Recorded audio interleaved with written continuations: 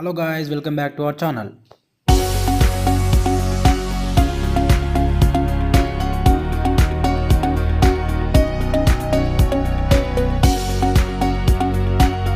ఈరోజు మన టాపిక్ వచ్చేసి 2024-25 కేంద్ర బడ్జెట్. మన ఫైనాన్స్ మినిస్టర్ నిర్మలా సీతారామన్ గారు జూలై 23న కేంద్ర బడ్జెట్ను ప్రకటించారు. మొత్తంగా 48,21,000 కోట్లతో కేంద్ర బడ్జెట్ను నిర్మలా సీతారామన్ గారు ప్రవేశపెట్టారు. ఈ బడ్జెట్ ముఖ్యంగా ఎంప్లాయ్మెంట్, స్కిల్లింగ్ అండ్ ఎంఎస్ఎంఈ అలానే మిడిల్ క్లాస్ వాళ్ళ డెవలప్మెంట్ కోసం. దీంట్లో భాగంగా కొన్ని అభివృద్ధుల కోసం ఎన్నో కోట్లు ప్రకటించారు. అవి ఏంటి అంటే గ్రామీణ అభివృద్ధి కోసం 2,66,000 కోట్లు, మహిళా అభివృద్ధి కోసం 3 లక్షల కోట్లు, విద్య మరియు నైపుణ్యం కోసం 1,48,000 కోట్లు, వ్యవసాయం మరియు వ్యవసాయ అనుబంధాల రంగాలకు 1,52,000 కోట్లు, అర్బన్ హౌసింగ్కి 2,20,000 కోట్లు కేటాయిస్తామని ప్రభుత్వం చెప్పింది. తర్వాత చూస్తే మన ఏపీలో అమరావతి అభివృద్ధికి 15,000 కోట్లు కేటాయిస్తామని, అలానే రానున్న రోజుల్లో అవసరాన్ని బట్టి ఇంకొన్ని నిధులు కేటాయిస్తామని చెప్పింది. అలానే రాయలసీమ, ఉత్తరాంధ్ర, ప్రకాశం ఈ ప్రాంతాల్లో అభివృద్ధికి నిధులు ఇస్తానని చెప్పింది. అలానే పోలవరం ప్రాజెక్టును వీలైనంత తొందరగా పూర్తి చేస్తామని చెప్పింది. అలానే ఈ ప్రాజెక్టుకు ఎన్ని డబ్బులైనా కేటాయిస్తామని ప్రభుత్వం చెప్పింది. ఇక చూస్తే ఇండస్ట్రియల్ డెవలప్మెంట్ కోసం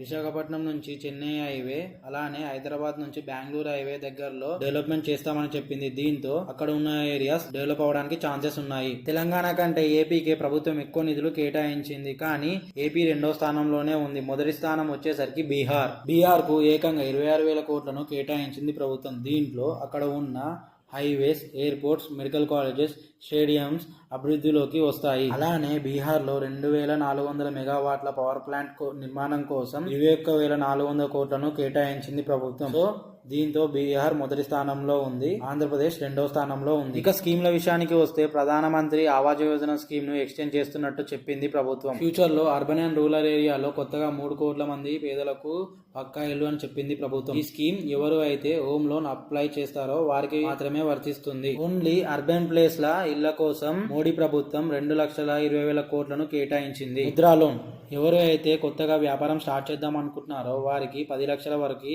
లోన్ ఇస్తామని చెప్పింది ప్రభుత్వం. అలానే ఈ లోన్ ముందుగానే తీసుకొని ఆన్ టైం కడుతున్నారో వారికి 20 లక్షల వరకు లోన్ ని ఎక్స్టెండ్ చేస్తామని చెప్పారు. ఎంఎస్ఎంఈలకు క్రెడిట్ గ్యారంటీ స్కీమ్లు, సులభంగా రుణాలు అందేలా చర్యలు తీసుకుంటామని చెప్పింది ప్రభుత్వం. ఈ యొక్క స్కీమ్ ఎవరైతే మ్యానుఫ్యాక్చరింగ్ కంపెనీ స్టార్ట్ చేద్దాం అనుకుంటున్నారో వాళ్ళకి ఇస్తుంది. మ్యానుఫ్యాక్చరింగ్ కంపెనీ స్టార్ట్ చేయాలని చాలా మందికి ఉంటుంది, కానీ ఎక్విప్మెంట్ లేక ఆగిపోతారు. సో వాళ్ళకి ఈ స్కీమ్ వర్తిస్తుంది. ఇలాంటి హామీలు, సెక్యూరిటీలు, పేపర్ వర్క్ లేకుండా లోన్ ఇస్తామని ప్రభుత్వం చెప్పింది. అలానే ప్రధానమంత్రి సూర్యఘర్ మాఫ్ బిగిల్ యోజన స్కీమ్ ను ఎక్స్టెండ్ చేస్తున్నట్టు ప్రభుత్వం చెప్పింది. ఈ స్కీమ్ భాగంగా 1 కోటి ఇళ్లకు 300 యూనిట్ల వరకు సోలార్ విద్యుత్తును అందిస్తామని చెప్పారు. ప్రధానమంత్రి గరీబ్ కళ్యాణ్ అన్న యోజన స్కీమ్ ను ఇంకా 5 ఏళ్లు ఎక్స్టెండ్ చేస్తానని ప్రభుత్వం చెప్పింది. NPS national pension scheme government employees యొక్క ఎన్పిఎస్ 10% నుంచి 14% పెంచారు.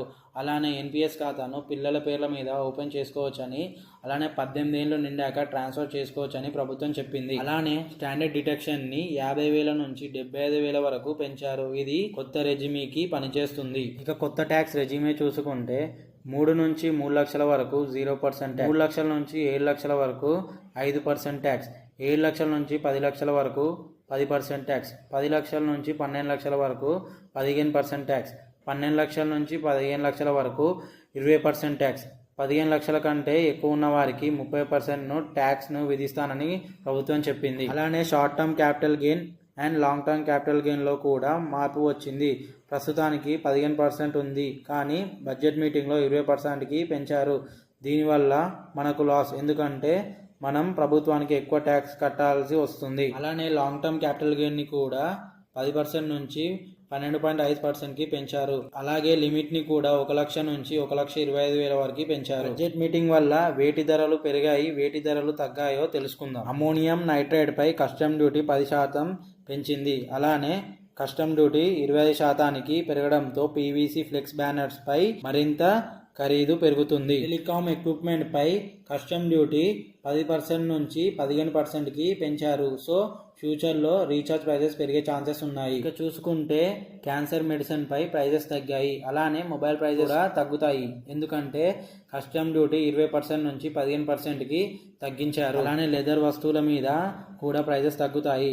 చేపల చెరువు అలానే రొయ్యల చెరువు ఉన్న వారికి మంచి వార్త.